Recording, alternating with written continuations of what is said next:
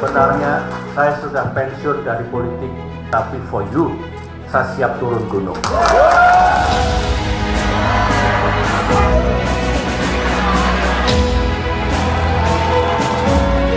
Masih ingat saya?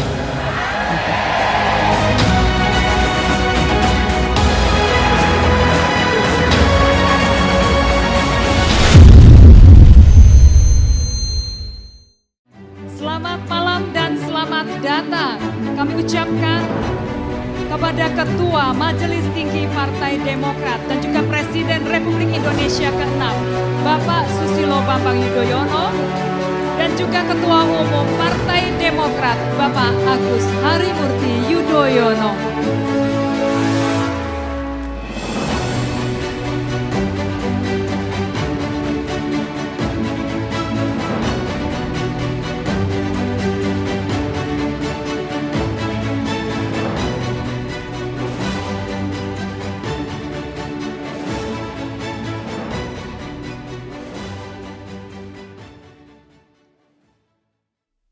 Bismillahirrahmanirrahim. Assalamualaikum warahmatullahi wabarakatuh. Salam sejahtera untuk kita semua. Shalom, Om Swastiastu, Namo Buddhaya, salam kebajikan. Saudara-saudara rakyat Indonesia yang saya cintai, hadirin sekalian yang saya muliakan.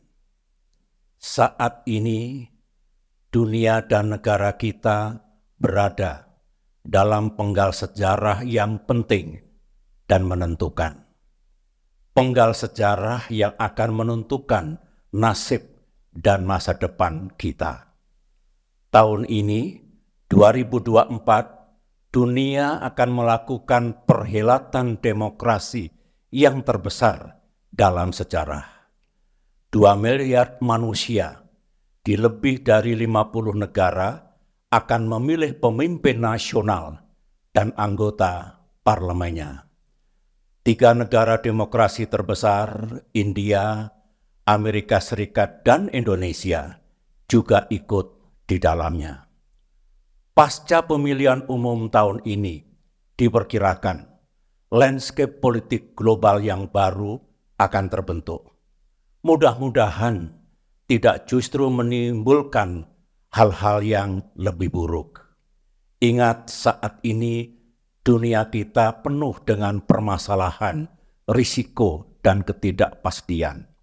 Geopolitik dan keamanan internasional makin memburuk. Perekonomian dunia makin sering mengalami goncangan, serta krisis iklim dan lingkungan makin mengancam keselamatan bumi kita.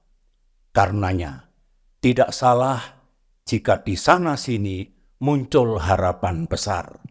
Harapan agar hasil pemilihan umum di puluhan negara itu bisa mendatangkan kebaikan bagi dunia.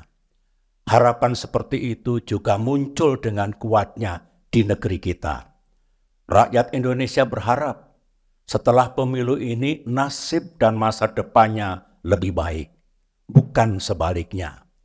Rakyat berharap 5 tahun mendatang negaranya makin maju, makin damai, makin adil, dan makin sejahtera.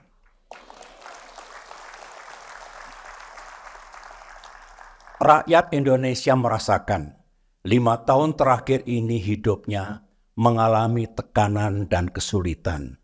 Bukan hanya akibat pandemi COVID-19, tetapi juga karena ekonomi yang melambat dan tingkat kesejahteraan yang menurun. Karenanya, rakyat menaruh harapan yang sangat besar kepada pemimpin bangsa yang baru, dan juga kepada para wakilnya di DPR dan DPD nanti. Dalam kaitan ini, saya ingin menyadarkan kita semua bahwa pemilu ini bukanlah tujuan akhir. Tujuan akhirnya adalah taraf hidup rakyat kita makin baik, negara makin adil, demokrasi makin hidup, dan bangsa ini makin serius dalam mengatasi krisis lingkungan.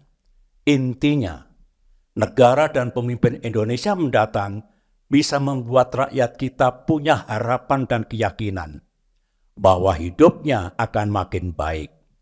Harapan dan keyakinan ini penting agar rakyat kita, terlebih kaum yang kurang mampu, tidak cemas dan tidak gamang menghadapi masa depannya. Oleh karena itu, siapapun yang terpilih dan menang dalam pemilu ini mesti menyadari bahwa tugas dan tanggung jawab besar berada di pundaknya. Jangan sia-siakan mandat dan kepercayaan rakyat itu. Kekuasaan politik yang didapatkan bukanlah untuk dirayakan dan dipestakan. Kekuasaan itu amanah. Kekuasaan itu tugas. Dan kekuasaan itu hakikatnya tanggung jawab. Saudara-saudara, dengan mukadimah seperti itu, izinkan saya sebagai salah satu orang tua dan yang pernah memimpin negeri ini menyampaikan pandangan, harapan dan ajakan agar pemilu 2024 ini menghasilkan sesuatu yang baik. Pemilu ini telah menguras pikiran dan tenaga kita, diwarnai oleh kontestasi yang keras dan terkadang sengit, serta menggunakan biaya dan keuangan negara yang sangat besar. Mari kita pastikan perhelatan demokrasi ini tidak sia-sia. Jangan justru lebih banyak mudaratnya dibanding manfaatnya. Apalagi jika kemudian gagal memenuhi harapan rakyat dan tidak membuat kehidupan mereka lebih baik 5 tahun mendatang. Pandangan, harapan, dan ajakan saya ini akan saya mulai dari testimoni dan pengamatan saya. Seperti biasanya, pemilu tahun ini juga penuh hingar-bingar dan berlangsung dengan gegap gempita. Apalagi ini pemilu kedua yang menyatukan pemilihan presiden dengan pemilihan anggota legislatif. Saya mengamati dalam masa kampanye yang hanya berlangsung kurang dari 3 bulan ini, rakyat kurang mengetahui secara utuh dan mendalam apa visi dan misi pasangan capres-cawapres. Apalagi visi dan misi partai-partai politik dan para calon anggota legislatif. Sepertinya para penyelenggara pemilu lebih menitik beratkan pada pemilihan presiden. Padahal tanggal 14 Februari ini rakyat kita juga akan memilih partai-partai politik serta memilih anggota DPR RI, DPD RI, dan DPRD untuk masa bakti 5 tahun ke depan. Saya berpendapat, ke depan, sistem, konsep, dan aturan kampanye perlu diperbaiki dan disempurnakan. Format dan tata cara debat capres-cawapres juga perlu diperbaiki agar rakyat makin mengetahui secara utuh apa solusi dan kebijakan konkret para capres-cawapres untuk mengatasi masalah dan memajukan Indonesia 5 tahun ke depan. Kita sering mendengar kata-kata, jangan salah memilih pemimpin. Semestinya juga jangan salah memilih wakil-wakil rakyat di parlemen. Juga jangan salah memilih partai-partai politik. Ini semua mesti diterjemahkan dalam sistem dan aturan pemilu yang tepat. Jangan hanya menjadi peringatan dan slogan semata. Masih berkaitan dengan penyelenggaraan pemilu tahun 2024 ini, saya ingin menyampaikan pengamatan yang lain. Dalam kurun waktu 2 bulan ini, saya telah mengunjungi 85 kota dan kabupaten, utamanya di Pulau Jawa. Terima kasih. Saya datang dan bermalam di kabupaten dan kota itu dengan menggunakan kendaraan darat. Saya bersyukur bahwa situasi di lapangan masih terjaga dengan baik. Tidak terjadi benturan antar elemen masyarakat yang melebihi kepatutannya. Benturan politik yang keras dan sering sengit di Jakarta sejauh ini tidak mengalir secara fisik ke daerah. Tentu ini berita baik. Semoga ini menunjukkan bahwa rakyat kita makin matang dalam berdemokrasi. Satu-satunya catatan yang saya miliki adalah berkaitan dengan keamanan alat peraga kampanye yang digelar di berbagai pelosok tanah air. Saya kembali bersyukur melihat billboard, baliho, dan bendera partai yang dipasang di berbagai tempat yang umumnya tetap terjaga. Tidak terjadi perusakan atau penghilangan oleh pihak yang tidak bertanggung jawab. Tetapi di sejumlah daerah dan tempat saya menyaksikan telah terjadi perusakan dan penghilangan APK pemilu tersebut. Ke depan, para pengawas pemilu dan juga aparat penegak hukum harus bisa melindungi dan mengamankan alat peraga kampanye itu, memberikan perlindungan dan pengamanan terhadap semua APK milik pasangan capres-cawapres manapun, milik para caleg siapapun, dan milik semua partai politik. Jangan biarkan terjadinya benturan fisik di lapangan akibat perusakan APK ini lantaran tiadanya perlindungan dari pengawas pemilu serta aparat keamanan dan penegak hukum.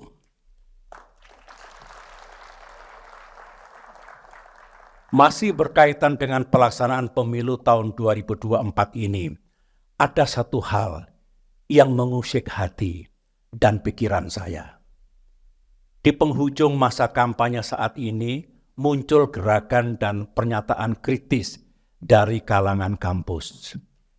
Di berbagai daerah, sejumlah rektor, guru besar, dan mahasiswa menyuarakan pentingnya pemilu yang damai, jujur, dan adil. Secara implisit, mereka khawatir jika pemilihan umum tahun 2024 ini tidak berlangsung secara damai, secara jujur, dan secara adil. Sementara itu juga ada pernyataan politik yang lebih jauh lagi, seperti kalau pilpres hanya berlangsung satu putaran, berarti itu curang. Ditambahkan lagi, kalau pilpresnya curang, kita tidak akan menerima. Dan negara siap-siap chaos. Situasi ini tidak terjadi di 4 pemilu sebelumnya. Karenanya, melalui mimbar ini, saya ingin menyampaikan pandangan saya. Pandangan dari seorang yang tidak pernah absen dalam 20 tahun pemilu di era reformasi dan demokratisasi. Baik ketika saya berada di dalam ranah kekuasaan maupun ketika berada di luar ranah kekuasaan. Pendapat saya, menuduh apalagi memastikan bahwa pilpres ini pasti curang dan karenanya hasilnya pasti akan ditolak, tentulah berlebihan. Namun di sisi lain, mengabaikan suara-suara di luar yang khawatir pilpresnya bakal curang tentu juga tidak bijak. Begini jalan pikiran saya. Kita ingin, saya yakin rakyat Indonesia juga ingin, Pilpres 2024 ini hasilnya sah. Sah dan diterima oleh rakyat. Dengan keabsahan itu, pemimpin baru kita akan memiliki legitimasi yang kuat. Kekuasaan atau power yang dimiliki juga berkah, yang insya Allah akan mengantarkan beliau sukses dalam memimpin negeri ini 5 tahun ke depan. Kita tahu politik itu sejatinya cerita tentang kekuasaan. Seorang politisi akan diuji. Bagaimana cara kekuasaan itu diperoleh? Apakah sah dan halal atau tidak? Setelah memegang kekuasaan, dia juga akan diuji. Bagaimana kekuasaan itu digunakan? disalahgunakan atau tidak. Oleh karena itu, kembali ke urusan pemilu 2024, kita semua mesti berupaya dan sama-sama memastikan bahwa Pilpres kita ini benar-benar berlangsung secara jujur dan adil. Negara beserta segala perangkat dan sumber dayanya yang dimiliki mesti netral. Saya pikir ruang untuk itu tersedia. Negara, utamanya para penyelenggara pemilu, tentu bertanggung jawab penuh untuk memastikan berlangsungnya pemilu yang jujur dan adil itu.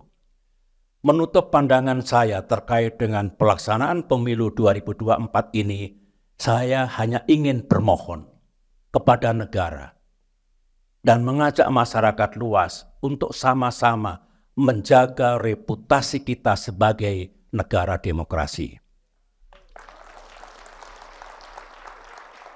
Sejarah mengajarkan bahwa demokrasi juga mengalami pasang surut, ups and downs. Ini juga dialami oleh banyak negara di dunia. Karenanya, cara terbaik untuk menjaga demokrasi kita, ya mari kita jaga bersama-sama. Tidak ada cara yang lebih baik. Negara ini negara kita semua. Ibarat rumah, ini rumah kita bersama. Demikian juga demokrasi kita. Mari kita cegah agar tidak ada penyimpangan dan tidak ada hal-hal yang buruk agar tidak perlu kemudian sejarah mengoreksinya. Saudara-saudara, sekarang saya ingin menyampaikan pikiran dan pandangan saya tentang Indonesia 5 tahun ke depan yang menjadi topik utama pidato saya ini.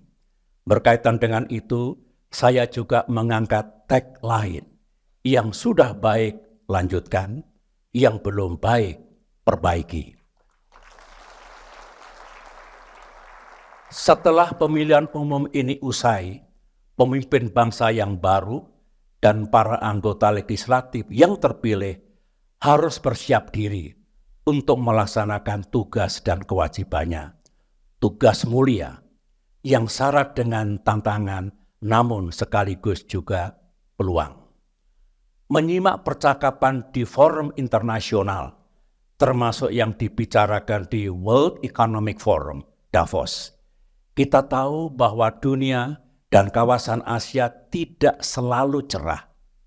Di sana-sini muncul permasalahan dan risiko baru yang akan berpengaruh kepada Indonesia. Geopolitik dan keamanan internasional makin memburuk dengan meluasnya konflik dan peperangan di Timur Tengah. Situasi keamanan di kawasan Asia, utamanya Asia Timur yang bersentuhan langsung dengan Asia Tenggara, juga makin memanas. Akibatnya, ekonomi global juga mengalami kerentanan dan risiko baru yang pasti akan berdampak pada ekonomi Indonesia. Singkatnya, ekonomi Indonesia 5 tahun ke depan tidak selalu mudah. Padahal, kalau saya menyimak janji-janji pasangan Capres-Cawapres, dibutuhkan pertumbuhan ekonomi dan pendapatan negara yang jauh lebih tinggi. Kalau tidak, rencana indah itu tidak bisa diwujudkan. Pada saat ini, pertumbuhan ekonomi kita masih tertekan. Dan ruang fiskal atau anggaran negara belum kuat benar. Beban utang Indonesia juga makin tinggi. Belum pemerintah harus menyiapkan dana untuk melanjutkan proyek-proyek besar dari pemerintahan sekarang. Kalau saya berbicara seperti ini bukan berarti saya pesimistik. Bukan. Saya hanya ingin realistis. Saya tetap berpendapat bahwa seberat apapun permasalahan bangsa di masa depan, selalu ada jalan untuk mengatasinya. Harapan saya kepada pemimpin pemerintahan dan anggota legislatif mendatang, pikirkan dan rencanakan bagaimana cara meningkatkan pertumbuhan ekonomi dan kesejahteraan rakyat yang menjadi harapan kita semua. Tentu rencana yang benar-benar realistis dan bisa dicapai, achievable. Waktu masih tersedia, dan saya yakin itu bisa dilakukan. Ajak dan libatkan mereka yang memiliki pengetahuan, kecakapan, dan pengalaman tentang itu. Ke depan kita harus lebih bersatu. Tinggalkan sekat-sekat politik dan ideologis yang sering membelenggu kita. Ingat, loyalty to my party ends when loyalty to my country begins. Secara lebih luas, maknanya adalah kita harus mengutamakan kepentingan bangsa dan negara ketimbang kepentingan partai politik ataupun golongan. Kerasnya kontestasi dalam pemilihan presiden tahun ini janganlah menjadi penghalang untuk mewujudkan kepentingan bersama itu. Saudara-saudara, saya masih akan bicara tentang Indonesia 5 tahun ke depan dengan semangat, sekali lagi, yang sudah baik lanjutkan, yang belum baik perbaiki. Namun, kini saya ingin bicara dalam kapasitas saya yang lain, yaitu sebagai sesepuh Partai Demokrat. Sebagaimana saudara-saudara ketahui, sebagai peserta pemilu legislatif, Partai Demokrat juga memiliki kewajiban untuk menyampaikan visi, misi, dan agenda perjuangan 5 tahun ke depan. Intinya, apa saja yang hendak dikontribusikan oleh Partai Demokrat ke depan, baik melalui lembaga legislatif maupun lembaga eksekutif, baik pada tingkat pusat maupun daerah. Perjuangan Partai Demokrat senantiasa bertumbuh pada idealisme, etika, dan nilai kebajikan dalam berpolitik. Demokrat memandang masa depan sebagai tanggung jawab, sebagai tugas, dan juga sebagai medan perjuangan untuk memenuhi harapan rakyat. Sebenarnya di berbagai kesempatan, Ketua Umum Partai Demokrat Agus Harimurti Yudhoyono, AHY, telah menyampaikan agenda perjuangan Demokrat 5 tahun ke depan secara gamblang, realistis, dan komprehensif, termasuk pidato di forum Town Hall Meeting di Bandung, Yogyakarta, dan Jakarta. Malam ini, sebagai sesepuh Partai Demokrat, saya hanya ingin menggarisbawahi apa yang telah disampaikan oleh AHY tersebut. Partai Demokrat berpendapat bahwa dari segala agenda dan prioritas untuk Indonesia 5 tahun ke depan, prioritas puncaknya adalah meningkatkan kesejahteraan rakyat. Lebih fokus lagi pada penciptaan lapangan kerja, job creation. Logikanya, jika rakyat dapat pekerjaan, maka dia akan punya penghasilan. Jika dia punya penghasilan, pasti dia punya daya beli untuk mencukupi kebutuhan sehari-harinya. Lapangan kerja akan tersedia lebih banyak lagi kalau ekonomi kita tumbuh makin tinggi. Jadi, jalan menuju penciptaan lapangan pekerjaan adalah pertumbuhan ekonomi, economic growth. Inilah yang utama, pertumbuhan ekonomi dan lapangan kerja, growth and job. Namun, dalam memperjuangkan pertumbuhan ekonomi dan kesejahteraan rakyat tersebut, Partai Demokrat memahami ada agenda kebangsaan lain yang harus diperjuangkan. Ke depan di negeri ini, hukum dan keadilan harus makin tegak. Demokrasi dan kebebasan harus makin mekar. Dan lingkungan hidup harus makin dijaga. Maknanya, ke depan ekonomi dan kesejahteraan rakyat makin meningkat tanpa menimbulkan ketidakadilan, tanpa mematikan demokrasi dan kebebasan rakyat, dan tanpa merusak lingkungan. Ingat, kita telah mematahkan mitos masa lampau yang puluhan tahun membelenggu kita. Dulu, seolah kita harus memilih salah satu, pembangunan ekonomi atau demokrasi. Dulu kita harus memilih stabilitas keamanan atau kebebasan. Alhamdulillah, ketika saya memimpin Indonesia selama 10 tahun dulu, dengan dukungan penuh Partai Demokrat, bangsa Indonesia telah berhasil mematahkan mitos itu. Ekonomi dan kesejahteraan meningkat tanpa memandulkan demokrasi. Stabilitas dan keamanan nasional terjaga tanpa menutup ruang kebebasan rakyat. Artinya, kita bisa mendapatkan semuanya. Tidak ada yang perlu kita korbankan. Inilah agenda perjuangan Partai Demokrat 5 tahun ke depan. Jika saudara-saudara rakyat Indonesia merasa cocok dan bersetuju, mari berjuang bersama Partai Demokrat.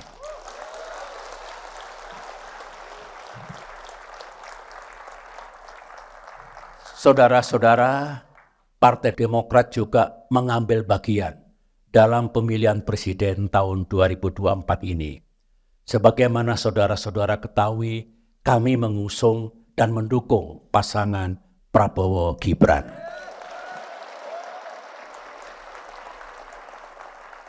Dukungan ini tentu berangkat dari alasan, keyakinan, dan harapan.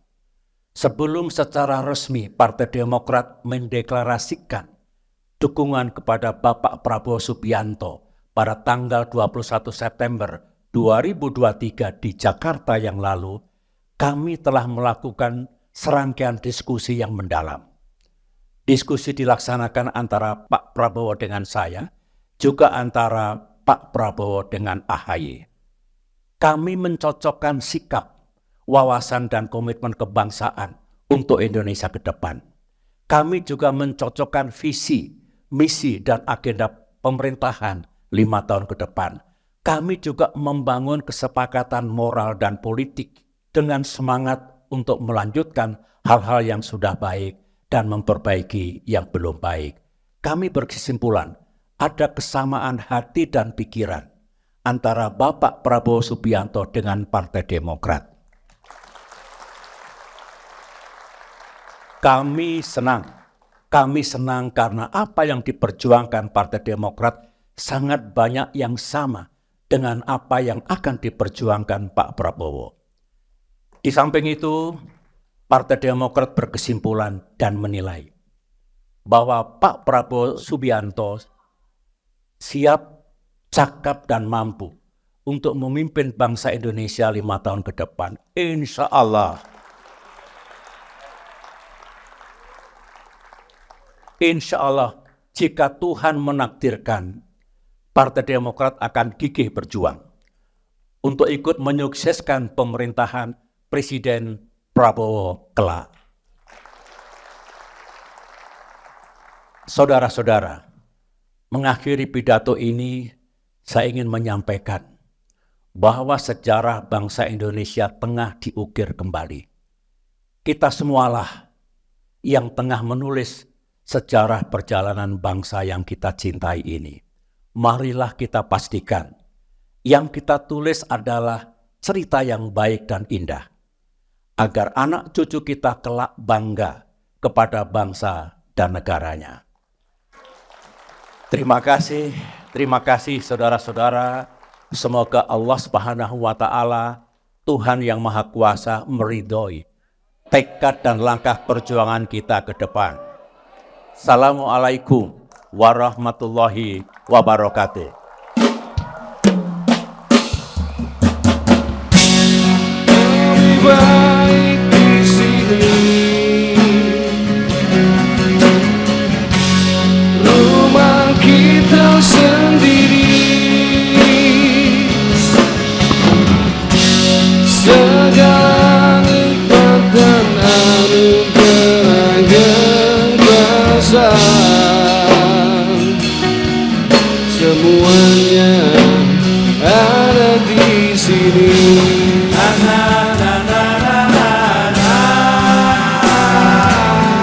Terima kasih Bapak SBY. Mas AHY. Democrat will never walk alone. Never walk alone, kamu nggak sendiri. Karena Demokrat berjuang bersama rakyat. Coblos nomor 14, Partai Demokrat. Yang sudah baik, lanjutkan. Yang belum baik, perbaiki. Demokrat!